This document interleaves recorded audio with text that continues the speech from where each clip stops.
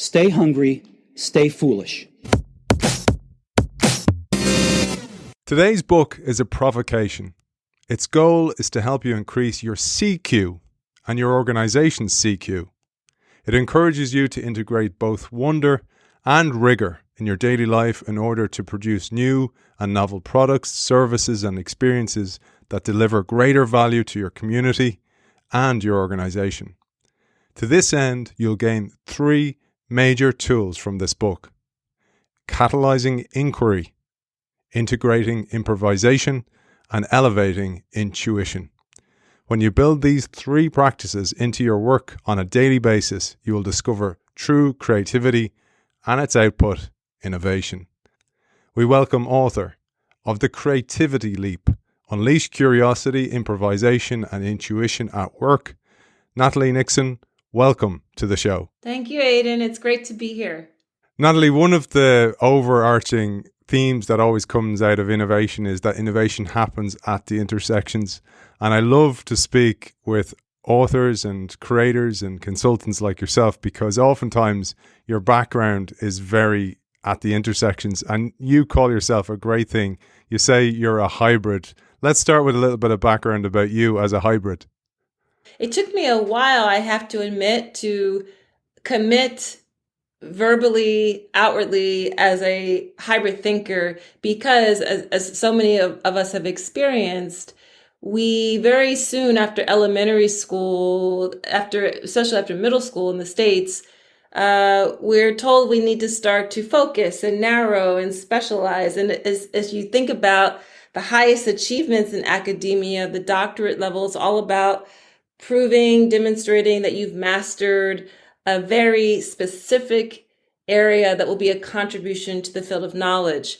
And I remember in my 20s, I used to feel really frustrated with my friends who worked on Wall Street, who would look kind of condescendingly at people who worked in nonprofit or the arts as folks who were kind of didn't care about the important stuff, the practical stuff.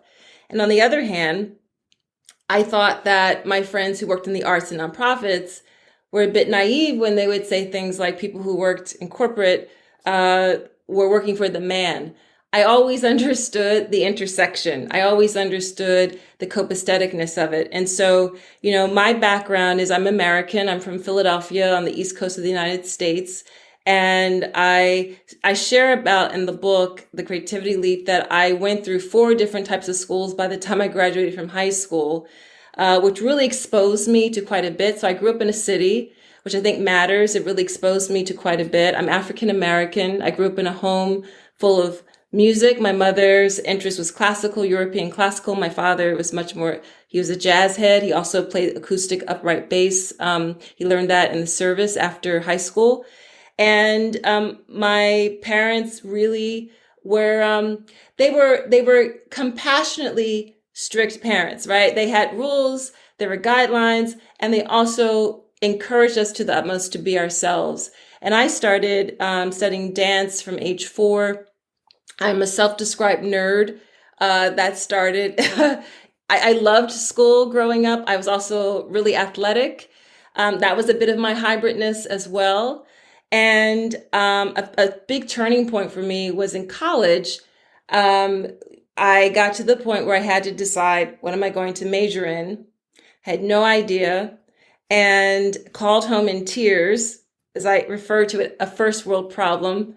I didn't want to disappoint my parents. They had sacrificed a lot for our education, and I didn't know what to study because in my 19-year-old head, I was like, I have to get a good job at the end of all this. And they listened. I was talking about what I didn't like, what I'm bad at. And they said, what do you like? What do you enjoy? And finally, I confessed. It felt like a confession. Well, I really love anthropology, and I love this interdisciplinary field called Africana Studies. And almost at the same time, they said, that's what you should study. And I was like, wait, really? You'd be okay if I did a double major in that? And my father said, if you study what you love, you will have to turn away opportunities. And that began, first of all, it was a huge weight lifted off my shoulders. And secondly, it was one of the biggest gifts my parents gave me, because they started me on the path of following my heart. So that hybridness that I've always embraced has really been because I decided early on, especially because of the permission of my parents, to be more of a yes and person. But I think it wasn't until fast forward into my 30s, my mid 30s, when I was working full time, earning a PhD in this field called design management, that I finally felt like I had found a hook on which to hang my hat. Because here finally was this field, this space where the intersection of creativity and strategy, design and business made complete sense. So that's the long answer, but the short answer is that it's been a journey. You know, I was so happy to see that your parents did that, because I don't know if you've read the book. There's a book called The Top 5 Regrets of Dying by Bronnie Ware. It's a magnificent book. She was a palliative nurse, and she cared for people in their final years, a very special moment in elderly people's lives. And she started to record what were their top 5 regrets. And the number one consistently was living the life that you expected others of wanted from you, rather than pursue your own dreams and your own wonder. So I was so happy when I saw that. And I wanted to just highlight something you said there, which was, you mentioned the compassionate strictness of your parents, but let's call that compassionate rigor, because this idea of rigor is so important, as we'll discover in a little while. Rigor, but allowing you to wonder. So for those who are wondering, what does that mean? In practice, it means wonder to discover who you are, but have the discipline to be able to execute on that. And that is one of the huge themes that comes out through your book. So let's build on that, because you share the 3 seeds that germinated to sprout into this book: your TED Talk, your work with entrepreneurs, and the value of inquiry. These experiences grew into your 3I framework, which we will explore later in the conversation. But let's talk about the origins of the book. I also just want to acknowledge and thank you for pointing that out. I never thought about that rigor. I wonder actually goes back to my childhood. You know, growing up, if we came in the house and said, "Mommy, I'm bored," she would say, "Only boring people get bored." so we'd be like, "I'm not boring," so we'd figure entertain yourselves. So the seeds of the book are rooted in the chapter of my career when I was developing my side hustle. I've always had side hustles and whatever venture I've done, but at this time I was a professor, I was an academic, and I had been invited to give a TEDx Philadelphia talk in which I was proclaiming that the future of work is jazz. And that talk was actually my offering and my attempt to say in plain language a lot of what I had been writing and researching about for my doctoral work.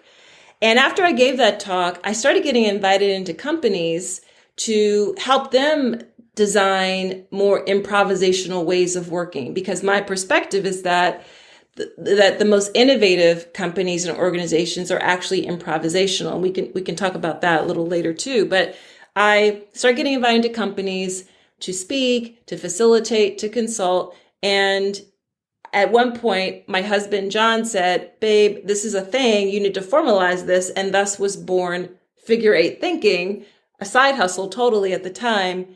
But in these consults, I was really being invited in to help these clients build cultures of innovation. And even after I left academia and was, full-time steering my company, Figure 8 Thinking, I had this sinking sensation that we were going about it the wrong way. We were throwing around the I word. Everyone wants to innovate, innovate, innovate.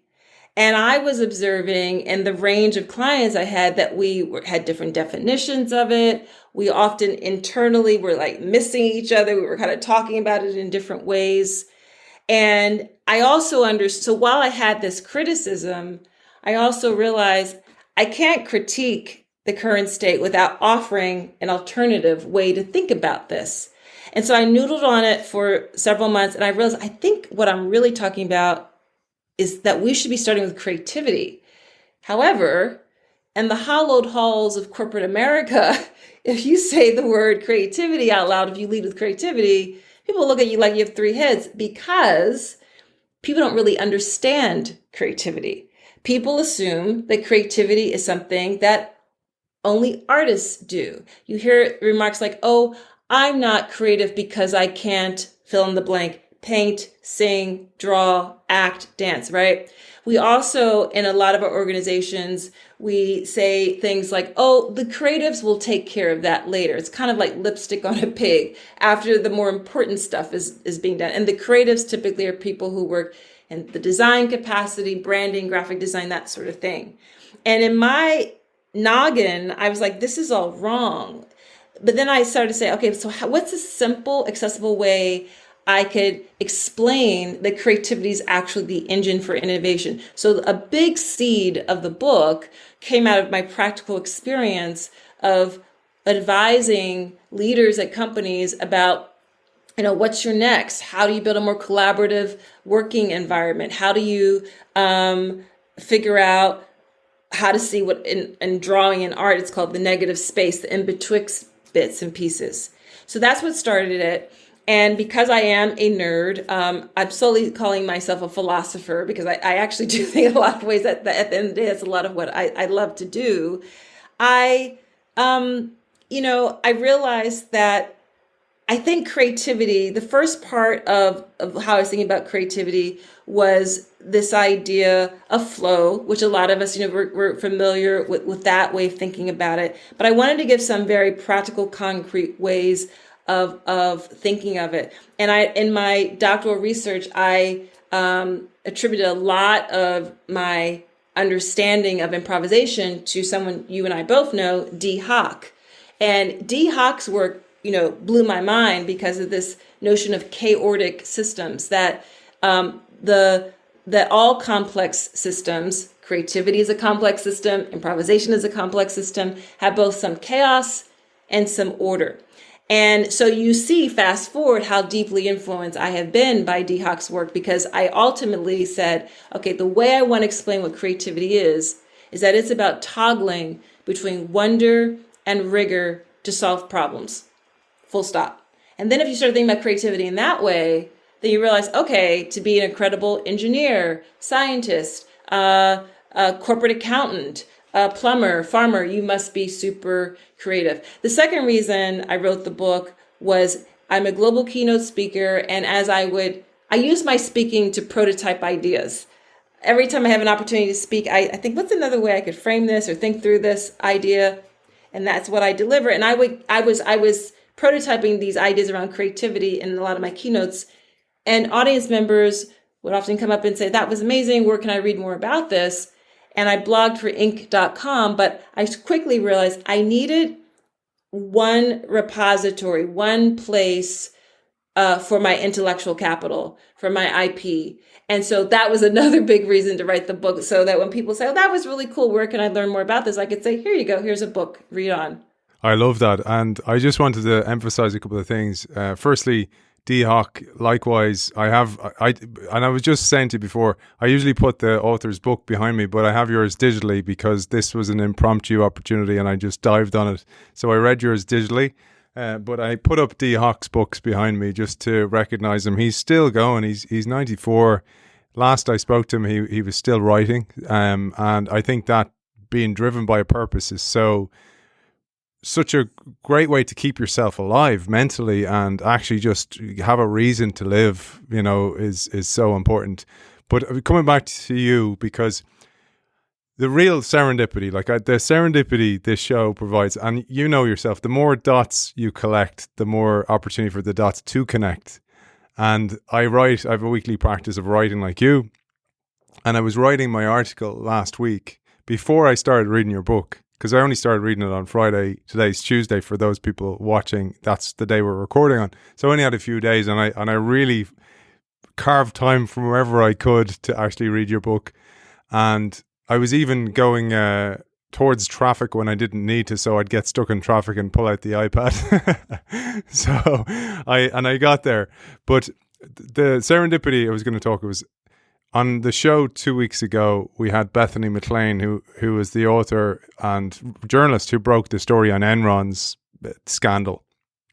And in that we were talking about, I introduced the idea of chaos and order because what happened was they had a CEO who was really about the big idea, but didn't really care about the execution of the idea. He was like, let them do that, right? And it brought all back to mind my origins, like you, my athletic origins were sport. And there were so many better players than me, and call it talent, but they lacked discipline. And we all see this in our lives. There's so many brilliant artists, brilliant thinkers, but they won't do anything with that. And it must be frustrating from them, but it's also frustrating for you. And this is where I like this kind of tension of opposites between wonder and rigor, chaos and order, but also in an innovation perspective, leadership and management. So leadership or innovation leadership or creativity plus management is that coming together of these two opposites. And there's a beautiful concept I got the concept from Ian McGilchrist, who's a brilliant author on the brain. And he said the left and right brain come together like this tension of opposites. And it's almost like they force something forward into being. And if you think of like the tension on a bow and arrow, the bow needs to be taut in order to propel something forward. And I love this idea of wonder and rigor. A long way of introducing that, but we said we'd freestyle and we'd improvise. So that's where I'm going with that one. Just to build on your points, I wrote something down that I wrote an Inc. article some years ago where I was talking about leadership versus management, and the metaphor I used, I said that leadership is to management what skiing is to snowboarding. No, sorry. What snowboarding is to skiing. I think of leadership much more like snowboarding, a bit more rock and roll and a bit more avant-garde. And skiing. I mean, obviously, there's some really avant-garde skiing models out there too. But yeah, so I also see a distinction between leadership and management. But oh gosh, now I just lost my thread. We were talking about the tension of wonder and rigor. Yes. So I actually, the more I worked on this book, which forced me to test out my model and my ideas. You know, a good model is something that you can plug and play it in different contexts, and it still amplifies something. It still opens up an aperture for you. It still helps you to see something new or differently. And that's what, so in my tinkering with this wonder rigor model, what emerged for me is something I call corollary. In high school, I loved geometry. I loved theorems and corollaries, all that thing. And here's what the corollary is for me. I don't see wonder and rigor as well, obviously I don't see them as mutually exclusive, but there's actually an interesting copaestheticness between wonder and rigor. And the way I say it is that wonder is found in the midst of rigor, and rigor cannot be sustained without wonder. So when I say that wonder is found in the midst of rigor, I came upon that idea because, you know, in the midst of a rigorous task for you as a professional athlete, it's like you got to do your reps, you got to show up, you got to practice. It's the fundamentals. For me, as someone I'm an amateur dancer, but I'm a lifelong dancer. And one of the things, anyone who has any avocation, you know, it's always a great idea to go back to a beginner's class. There's always something that's going to click for you as you revisit the fundamentals. Writing, the same thing. And it's the repetition. It's the pushing yourself through when you're not, delightfully inspired. And so for me, a rigorous task are things like completing my taxes, although I have a tax accountant who does that now, but just thinking about it, or completing a really laborious spreadsheet. That is rigorous for me, for my type of beautiful mind. For other people's beautiful minds, that's not.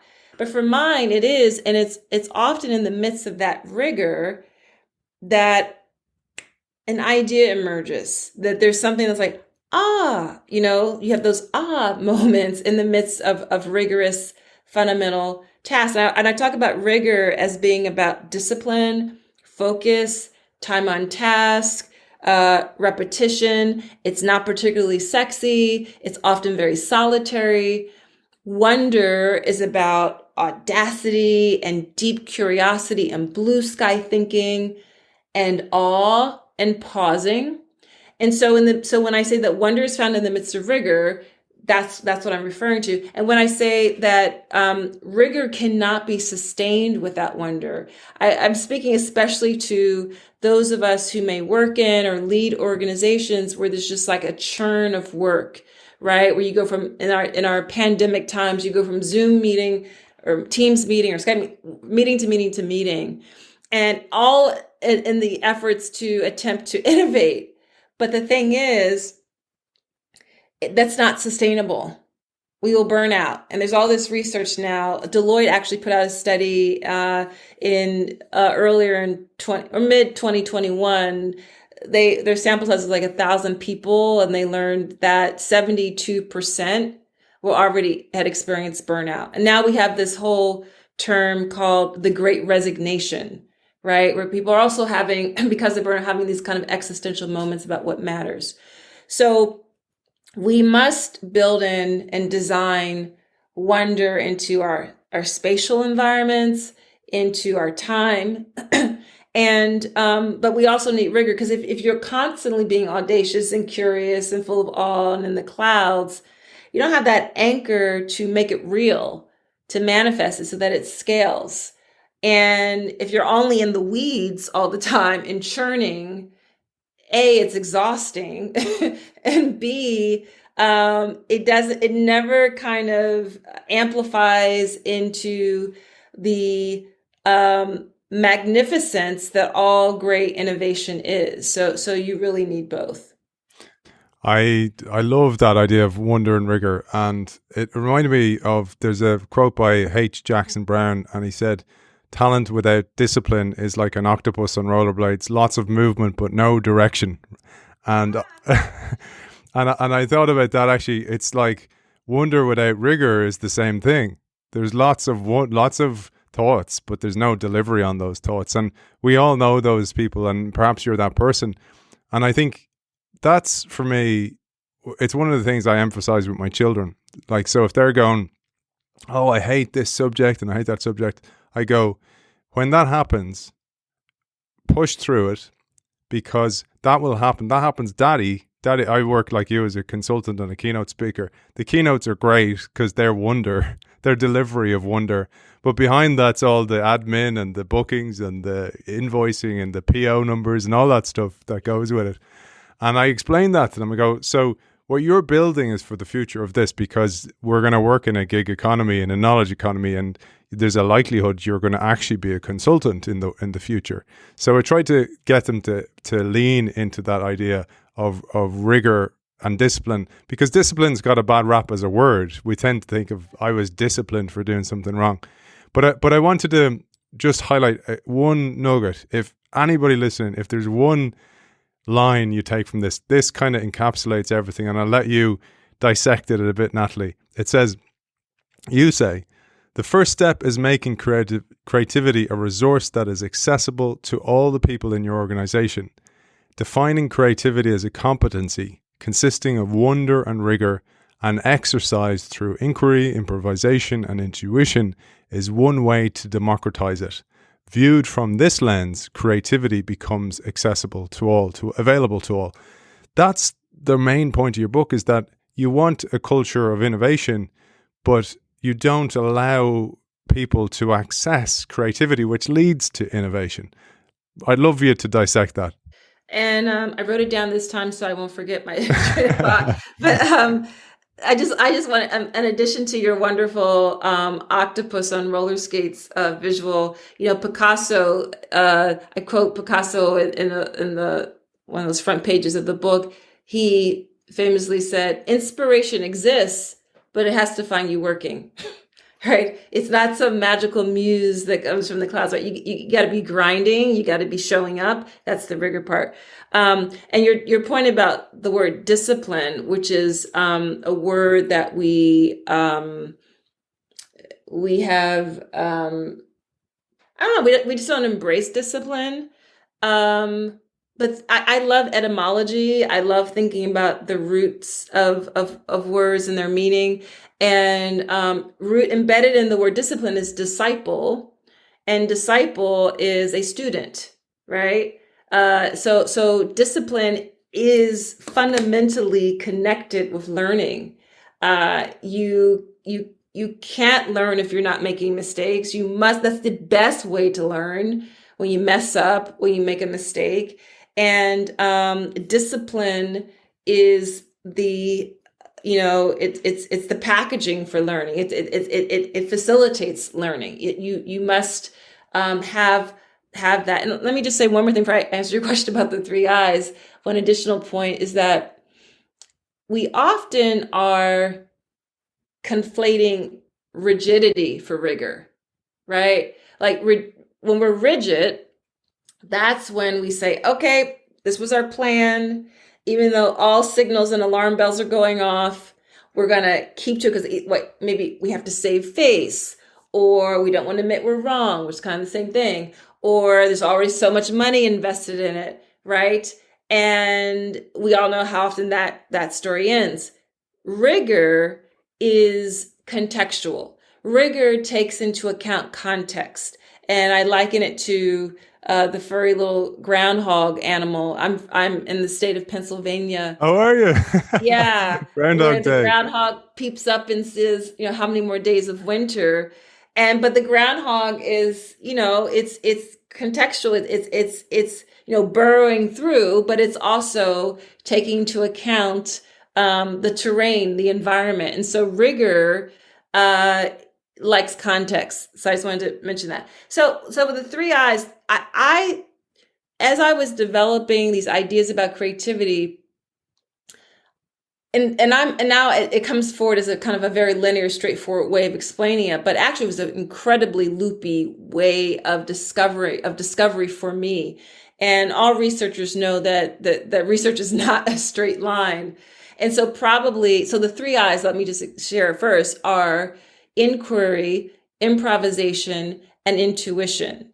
And probably the first I that I really was steeped in was improvisation, because I was steeped in all that work, and Dee Hock's work and Frank Barrett's work when I was doing my doctoral research. So improvisation was what I was really steeped in initially. And improvisation is all about being adaptive, emergent, experimental, saying yes and instead of yeah, but, or flat out no, which is horrible. And the three I's came about because I wanted to say, to be able to equip people with how do you intentionally develop this competency of creativity? How do you intentionally develop this competency of being able to toggle between wonder and rigor to solve problems? Well, it's through inquiry, which is by building your capacity for curiosity, learning how to ask new, different, better questions, embracing your memory of being question shamed. We all have been there, right? Where we were the brave one to raise our hand, and whatever the context was, it might have been at a sports practice, it might have been with your parents, it might have been trying to be one with the popular kids, whatever the moment was. You asked that question and it hit a wall, and there goes the rest of your future of ever being brave about asking questions, right? But inquiry is so essential. And I'm a big fan of the work of Warren Berger. I love a book by Ian Leslie called Curious. Ian Leslie defines curiosity as the product of an information gap, which I love that definition. You need to know just a little bit about something to be curious about. We see that in our children, and when we observe that in ourselves. So curiosity, inquiry is really important. Improvisation, I've already shared. And the thing about improvisation is sometimes people feel very intimidated by improv, because we think of incredible jazz musicians or rap musicians or talented comedic improv artists. But I remind people, probably between the time you woke up this morning and lunchtime, you have hacked your way through the day. You have hacked your way to support a spouse, a child, a client, a colleague. You have duct taped your way to get through work, make a meal, figure something out. So being improvisational has a spectrum, right? And we actually are very well equipped to improvise and to be experimental, which requires us to be hyper present, hyper rooted in the present. And then intuition was the element of the three I's that I was very shy about talking about, especially to businesses and business clients, because after all, I was a professor for 16 years. The last 6 years of my academic career, I taught in a business school. I created an MBA program that integrated design thinking and how we thought about leadership and strategy.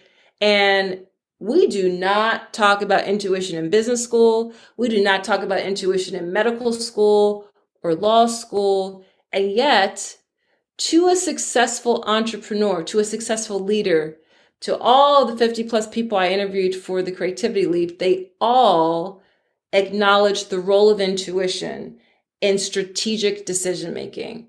And I define intuition as pattern recognition. It is that nudge that I've seen this before, I've been here before, I should go left, not right. And when I would listen to the origin stories of successful entrepreneurs, you hear them say things like, something told me not to do the deal. So I didn't do it. Something told me to work with her and not him, even though her pedigree wasn't as sniffy, as impressive. And I thought, what is that something that they keep acknowledging? And I think it's intuition. And sometimes I call intuition brain feelings. And since writing the book, I've become much more fascinated and reading a lot more about the physiology and neuroscience that we understand about intuition.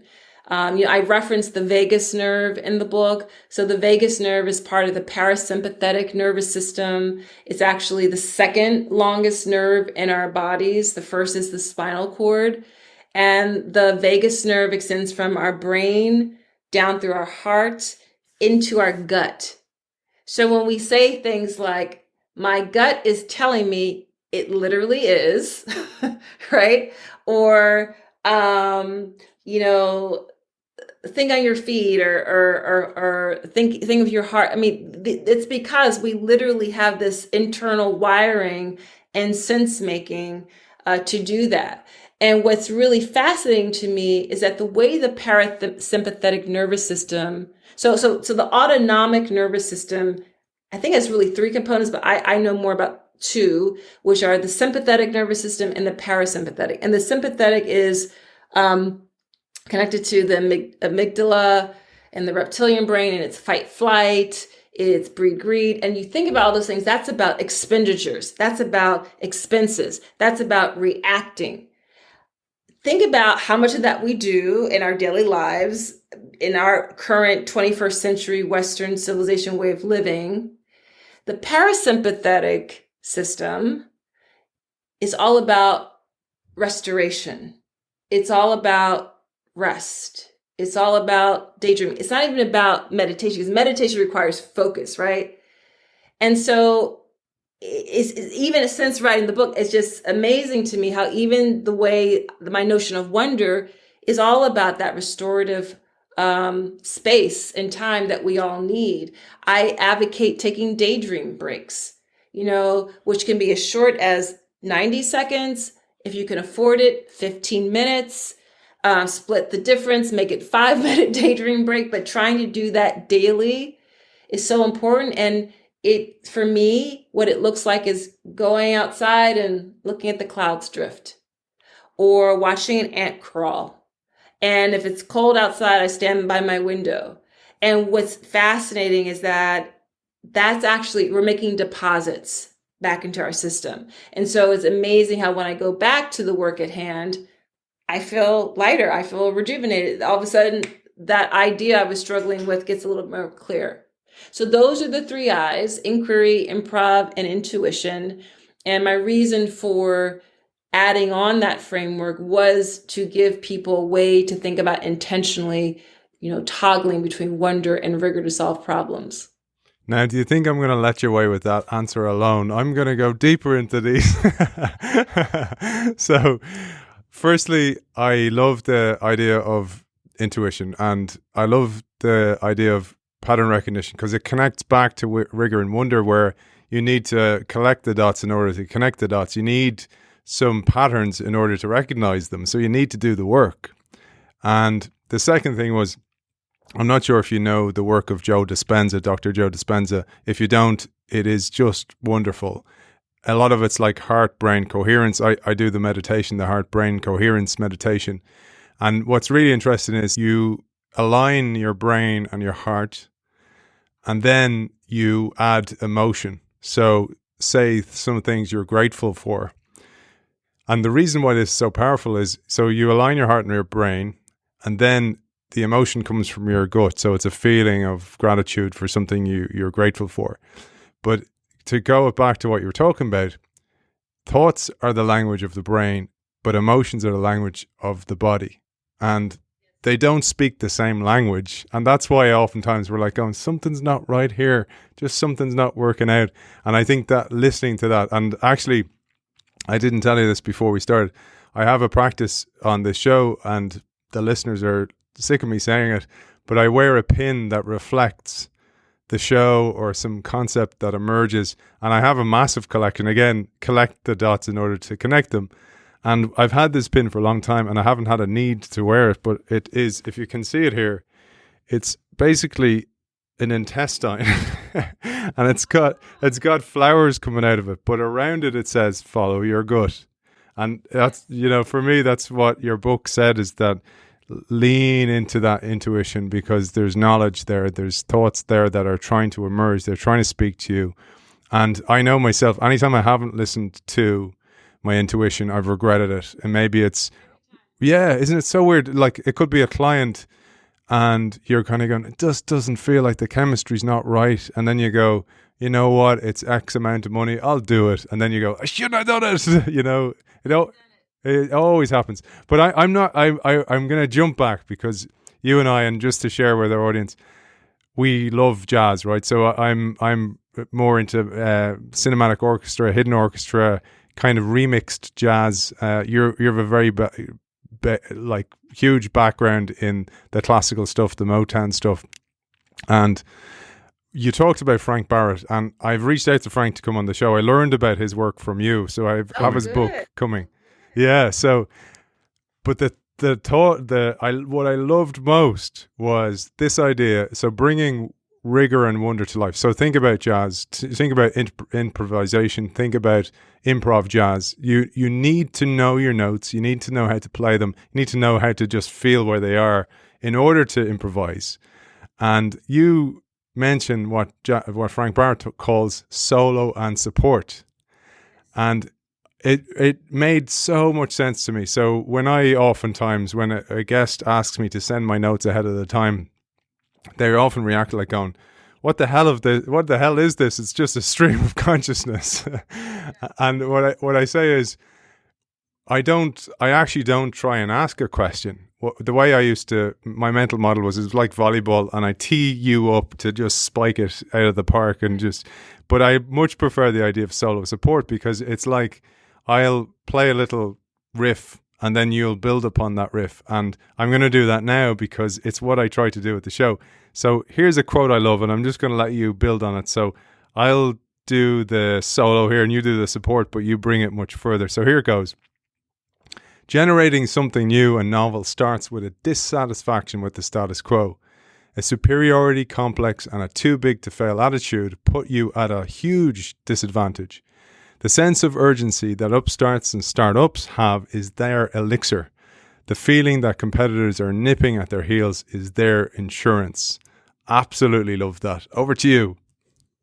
I have to say that a lot of my references in the book, a lot of the seeds of the way I strategize, the way I philosophize, are rooted in my personal identity. And in fact, that's the case for everybody. But as a Black woman, the normative is not people who look like me. And so I often feel like, oh, this is a different way of doing it, but it's actually not.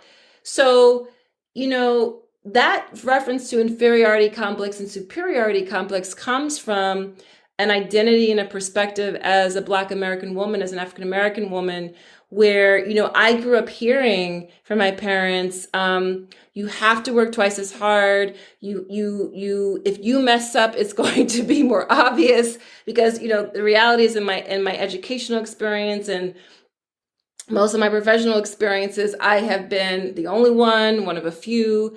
And, there's two ways that can go, right? That can go in a direction where you have analysis paralysis.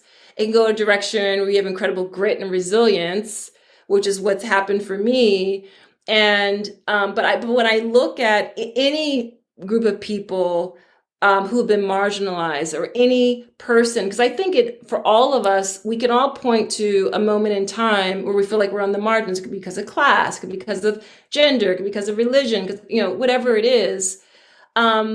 That inferiority complex can be converted into good, right? It can be converted into something that gives us an extra touch of urgency, that gives us that also allows us to be, there's a new framework I'll share with you and your listeners, Aidan, that I've been working on. Actually, it's not that new. I first started talking about it in 2016 in a keynote, but it's becoming more in front for me. And it's something I call boundary spanning.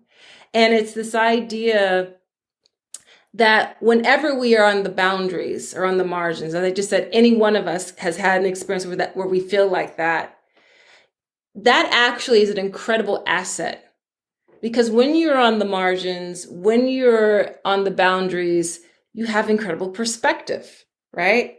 You can only zoom out. And when you zoom out, you have keener sense of observation. You are really good at actively listening. You have all sorts of opportunities to develop your EQ.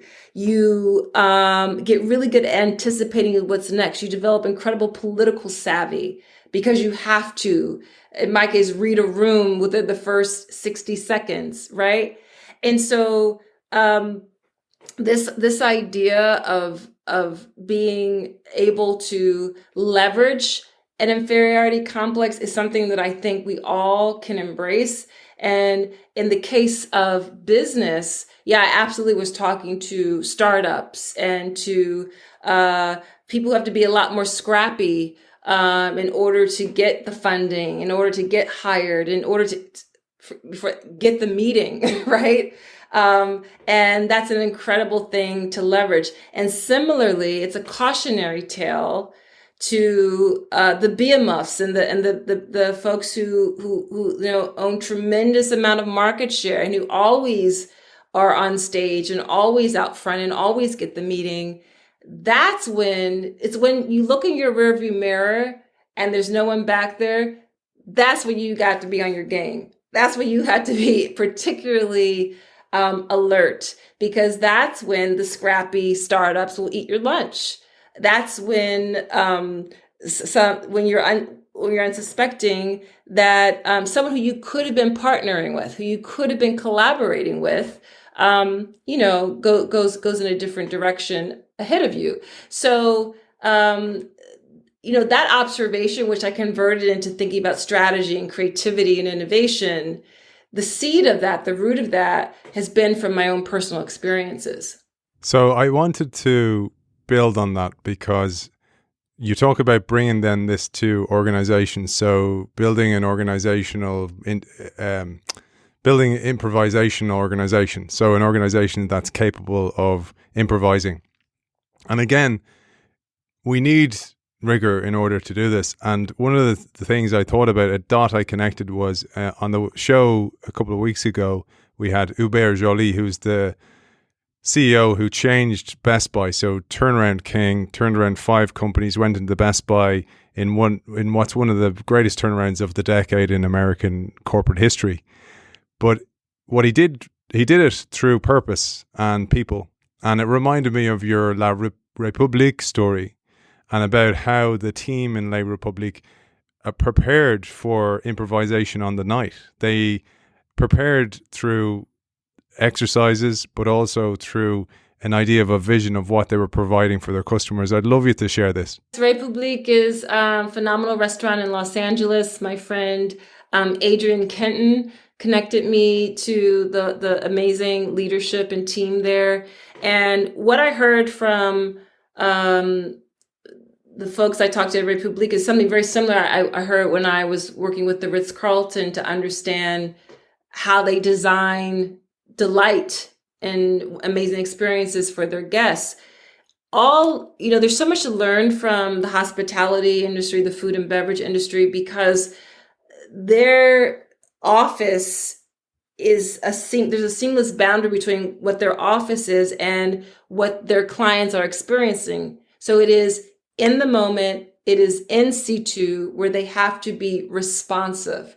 Their domain is theater, right? There's actually a term that I learned about when I was researching the Ritz-Carlton and improvisational structures called scenography, which, to a certain extent, restaurants, hotels, they do this to a certain extent, but they really are building a scene, a stage. And so there's a lot of visualization that happens with that.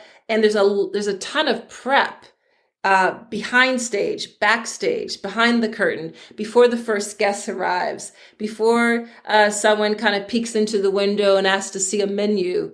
And that's the rigour part. And so what I learned about at Republique were these great meetings that they would have before every single evening. So of course the chef would explain the menu and all the ingredients and what went into the design of the menu, and the sommelier would explain the wines and such.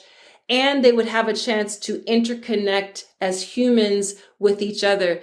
I'm sure not unlike what, athletes experience, before a really big match. There's a lot of revving each other up. There's a lot of the need to connect with each other because, yes, we're all individuals, but we have to coordinate as one.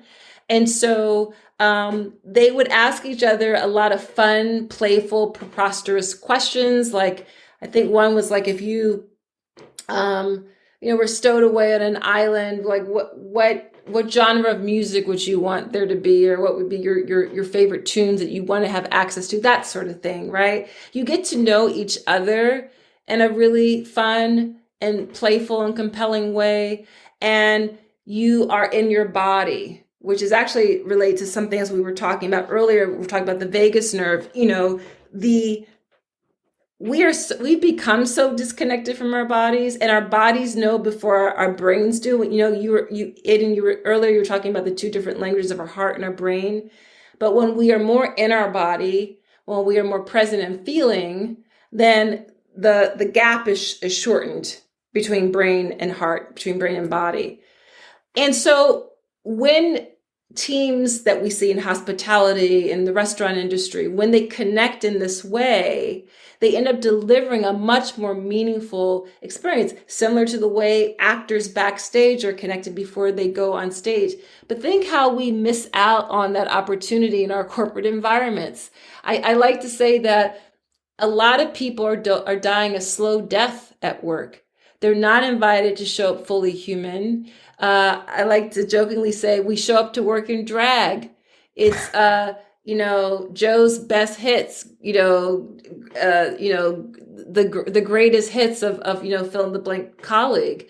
And you never know, oh my gosh, he's an incredible ballroom dancer. And because of that, he has an ability to sense make better with people, or he can speak a lot about the history and culture of Argentina because he really is into tango. Whatever it is, we're missing all of these data points, as you like to say, these dots to connect to make work actually more meaningful, happier, joyful, and therefore more productive. And the last thing I just want to mention is in the Republique example, there is this notion of play. And we forget that play actually ignites all the three I's. Play ignites curiosity, and you must be more experimental and improvisational, and you intuit a lot more. Play is also directly connected to all of the executive functioning leadership skills we value and want to hire for. So when we are at play, we ask better questions. We are better at anticipating what's next. We actively listen. Our observational skills are a lot more keen. We are improvisational, we're more experimental. All the things that we say we need and value in executive leadership styles get ignited and amplified during play. So we've got to bring that a lot more into the way we work, in my opinion. You made me think of the Steve Jobs quote, which is, it doesn't make sense to hire smart people and tell them what to do. And that made me think of the same thing you talked about there, where it doesn't make sense to copyright a job opening. We want creativity. We want somebody who's a sense maker, pattern recognition, and then bring them in and kill all those qualities once they're in the door. And that's often what happens. The environment doesn't actually enable people to do that. And that just jumped to mind I wanted to share. But I wanted to, again, do a solo support here, because you mentioned about dot collection or pattern recognition. But also I thought about these instances, and I've certainly had them, where you're trying to introduce a new concept or a new idea. Again, some of it's data driven, some of it's recognizing changes in the landscape and trying to articulate them to somebody who's the idea buyer. Maybe it's a CFO in an organization. And then comes there's a lot of data missing here. And you say, in business, it often takes guts to stand up for your intuition in the face of data and rationale. Deciding to listen to your heart is a brave and often solitary path. Gaining the stamina and endurance to follow that path requires you to cultivate your intuitive core. I love that. It mentions the bravery, but also the difficulty, I suppose, to articulate that, what you mean, because it's, again, emotions are the language of the body, and it's difficult if you're in a more emotional, intuitive person trying to articulate that to a CFO who oftentimes are more rational and data driven. You get this clash, and it's often very difficult to bridge that gap of communication. Yes, and we can make a shift away from that kind of dichotomy way of thinking if we realize, as my friend Valerie Jacobs likes to say, she's the chief growth officer at LPK branding firm. She always reminds me that stories are data too, right? Sometimes I'm a qualitative researcher, so I love that acknowledgement that stories are data too. Here's the thing, we need both. We need the quant and we need the qualitative. The quantitative helps us to see patterns in the following way. Quantitative big data, which has become super sexy and we're really in love with it, helps us to zoom out and see the 30,000 foot view, right? We see that some sort of behaviors begin to aggregate at point 2.39, and then it disperses, and then it comes back together at data point number 17.8. Now, that's interesting. We see some inflections. Now, if we only stop at quant, we can make a lot of assumptions and say, maybe the reason why it came back around at this later point was because XYZ, whatever our other quantitative data has been trending. What qualitative data does is it puts meat on the bones. So the skeleton is built out through the quant, right? We actually don't know why there was an inflection point on the ground at point A versus point T. And the only way we can really understand why behaviors shifted, why people started making certain different decisions in the aggregate, is if we dive down, get on the ground, and talk to people, get out of the building, ask questions, do deep observation, right? Collect stories. Stories are data too, and they're the meat on the bones of the quant.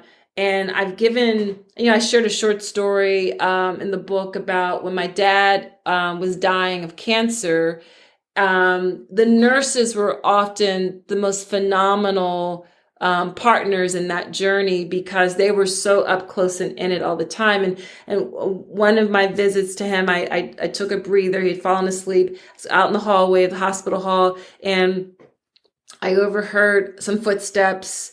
I was staring out, I was daydreaming out a window, and I overheard a nurse who was very involved talking to this physician. I looked back and it looked like a physician. He had on a white lab coat.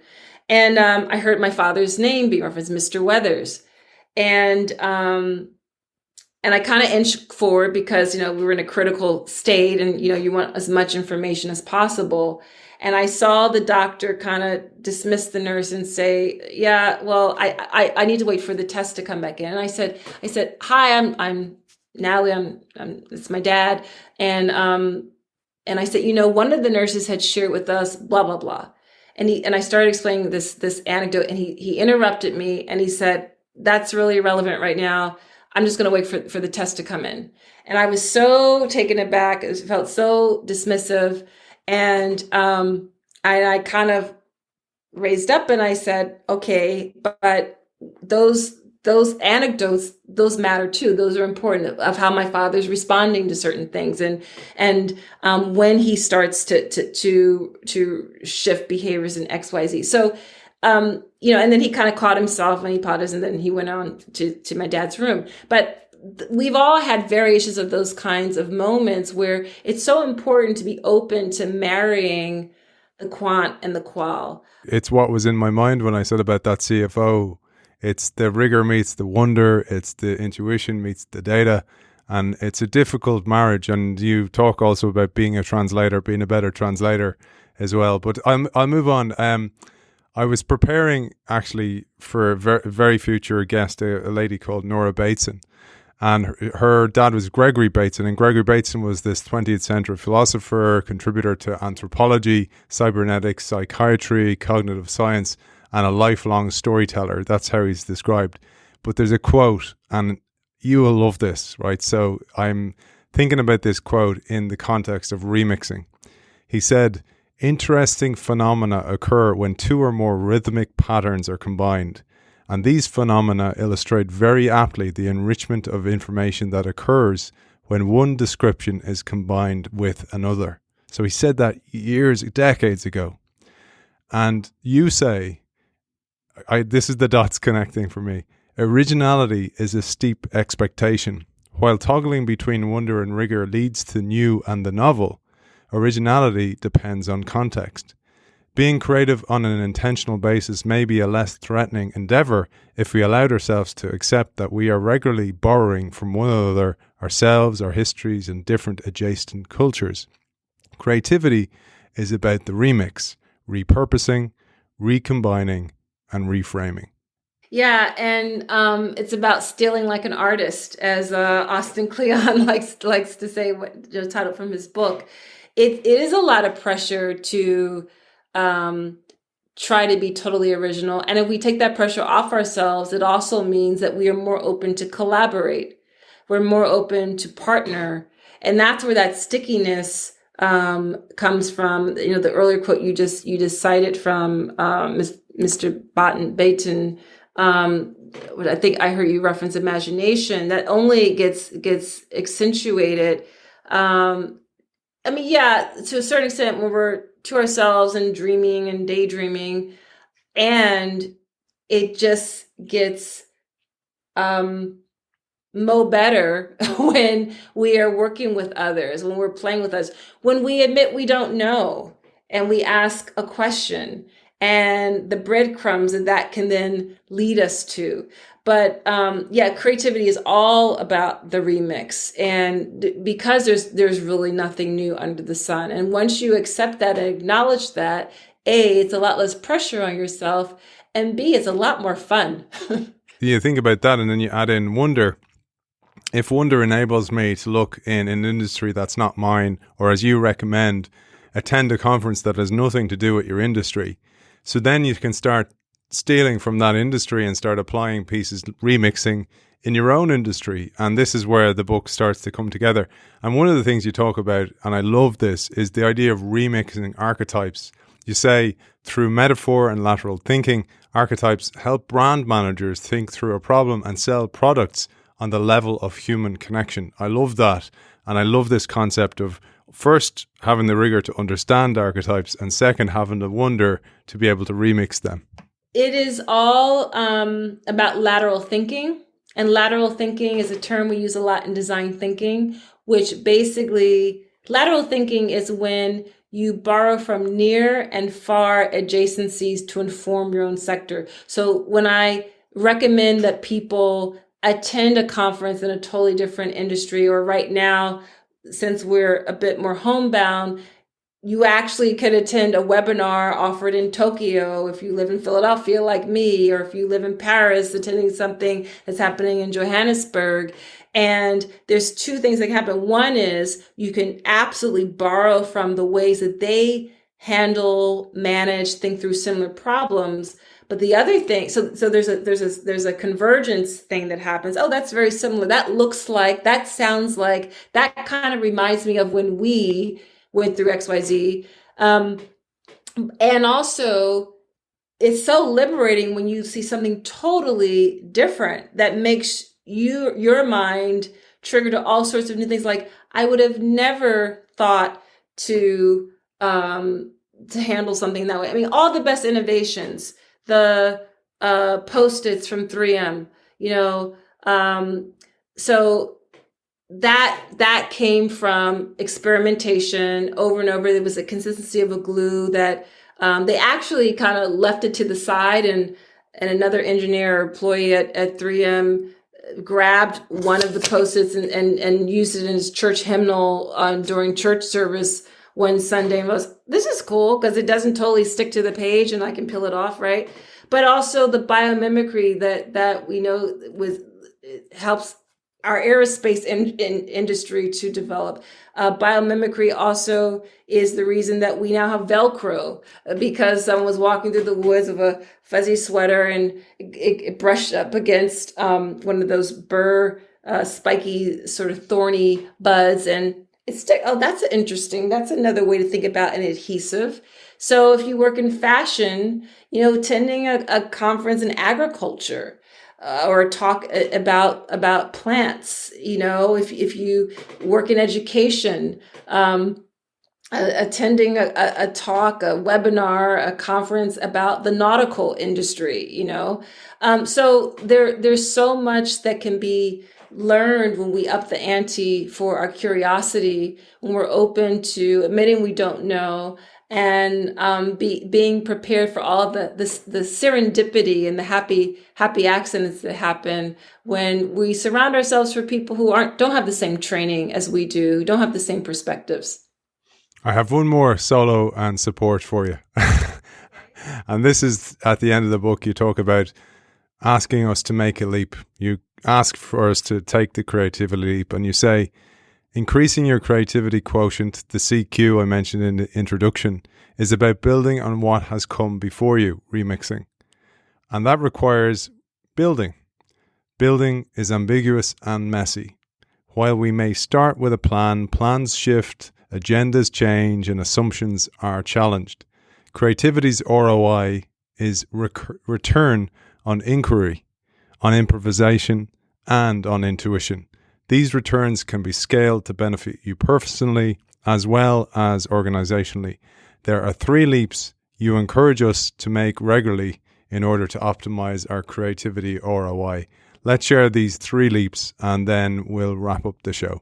I don't know if I'm going to remember all of them because of my ideas about this have evolved, but one of the leaps I like to talk about a lot is we have to leap away from deep specialization to becoming polymaths, and to embracing learning and cultures of learning in our schooling and educational systems that veers away from I'm majoring in X, I'm a specialist in Y, to what we can call pie-shaped thinking, 3.14, blah, blah, blah, where we have multiple breadth and multiple depths, right? Because as it turns out, in a world where things are constantly rapidly changing with shorter increments and the terrain is increasingly ambiguous, those people who are better at developing their creativity quotient through the 3 I's, who have some depth in the sciences as well as art, who their breadth in athleticism has been as an athlete and also in management of the industry, whatever it is, they actually have the competencies to be adaptive, to ask new and different questions that will really help us. Another leap that's really important for us to make, in addition to being a polymath, is to go from tribes to community. Tribes are important, right? Tribes are what give us identity. Tribes are what ground us. However, if we stop there, if we only get stuck in our tribe, then we will never really grow. We will never move forward. And so the best communities and the best leaders of the most dynamic communities allow for those tribes to exist, but also propel that interconnection. And I'm blanking out on another leap that I think it was play. The play was the other leap. Oh, play. Yeah. Well, for all the reasons I was saying before about the executive functioning leadership skills. And I'm not just talking about like the cool kids companies in Silicon Valley where there's like a ping pong table and a wall with a dartboard. But I'm talking about the way we show up to meetings. So, for example, something that a question prompt that I've started to really enjoy using at the start of a Zoom meeting, or if I'm facilitating something, is before we get started, we're going to break out just for 2 minutes into these breakout rooms. And would you share with the person or persons in your breakout the first thing you ever spent your own money on? And what's amazing is, first of all, we think, oh gosh, how old was I? And how did I earn that money? Oh, it was a lemonade stand. What did I buy with that? A, you learn so much about the people you work with. B, it creates giggles and laughter. And it's a joyful experience. It's a very playful experience. By the way, the first thing I ever spent my own money on was a Donna Summer cassette. And I would play that cassette over and over, and I would write down the lyrics and sing along. Loved Donna Summer. So play is essential because it actually allows more of our human selves, our humanity, to show up. It's joyful. We can interrelate and relate to each other in a much more pleasant way. I have one last quote. I finish the show usually on a quote that I loved. I have an extensive one to share. And before I do that, I'll give you an opportunity to think about your final message to our audience, to those people you work with. But before I do, where can people find you? You're a global keynote speaker, virtually and in person when you can. You're a consultant and you're an author. Where can people find out about all your work? Thank you for asking. The website to go to is figure8thinking.com. That's FIGURE, the number 8 thinking. And there they can find all the information they want about my writing, my speaking, my advisory work. And also people can download a free sample chapter of the book and hopefully be tempted to buy the book and share more. I have a course now in creativity. So there's lots of good stuff there. My intuition's saying, Aidan, ask why figure-8 thinking. What's the story behind it? Yeah, so figure-8 thinking for a few reasons. Number one, I love the visual of returning to the idea and building out. For me, that motion is very iterative, right? And it also is representative of flow. So that's why I loved that visual from figure-8 thinking. I was never a figure skater. I was never an ice skater, although I'd love to ice skate. But the other is that it's very kinesthetic, right? The way I learn best is tinkering and moving and making to learn. I've shared already that I dance since a very young age, since age 4. And so there's a part of movement that makes sense to me. And I actually do think we do our best thinking on our feet in movement and in motion. So it's for the kinesthetic reasons, but also for the idea of iteratively building out an idea, revisiting and building out and returning. Beautiful. So I'm going to share this quote, and it starts actually with a quote you have from filmmaker Ava DuVernay, and then it goes into your own quote. So I'll make that distinction. So Ava's quote is that you quote in the book: "Art is seeing the world that does not exist. Civil rights activists are artists. Athletes are artists, people who imagine something that is not there. That's the quote by Ava. And you share this as a definition of art. Seeing the world that does not exist, you say, as a collective of humans on this earth, we need to piece together a world of work that does not yet exist. One where people show up fully, invited to bring their whole selves to their jobs and to create. Currently, this is not the way most people get to work, but it is the optimal way, and it will result in happier employees and customers. And your audacious goal is that this book will help us make that creativity leap over the gap between what is today and the optimal work of what we must build tomorrow. I love that. Over to you, Natalie. What's your final message? My final message is for people to walk away with a certainty that creativity is not a luxury. Creativity is not something that only a few get to do. It is actually an imperative. And now more than ever, in a world where we have tons of what in systems design we call wicked challenges, problems that don't have an obvious and easy solution, the only way that we will see our way out of these various messes is through creativity. So let's stop treating it like a luxury. Let's stop treating it as something that we'll get to when we have more time. You actually have it in you. You have been practicing it on a daily basis, especially if you start to embrace the way I think about it, wonder and rigor and the 3 I's, and keep at it. Author of The Creativity Leap, Unleash Curiosity, Improvisation and Intuition at Work, Natalie Nixon. It was a pleasure to improvise with you. Thank you, Aidan. It was awesome to talk with you. Thank you for having me.